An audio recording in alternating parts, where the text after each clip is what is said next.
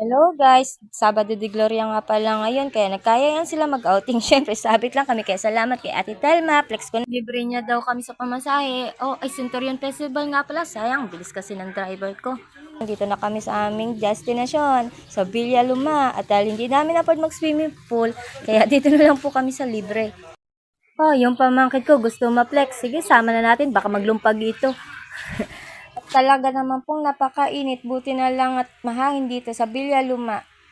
Kuya Jung nga po pala ang caretaker ng Villa Luma. Siyempre, joke lang. Medyo magutom na nga pala, kaya wait muna. Magre-ready muna kami ng pagkain.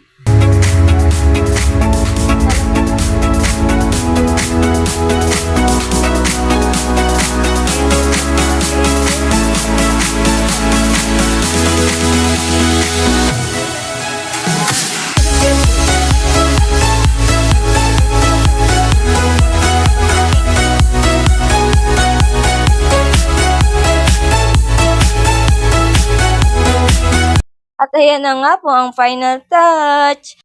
At sa sobrang gutom, kainan na. Lang muna na pala. Ayan na nga po, pasensya na. Medyo malangis yung aking bibig kasi nga alam niya na puro prito. Ay, ano ba yan? Huwag mo naman ako bigyan ng dahilan para tagayin ka. Talaga naman ang mga bata, hindi mapigilan sa pagligo. At panigurado ang sarap ng tulog ng mga ere. At syempre, hindi pwedeng hindi ko i-flex sa mga picture namin. Ito po.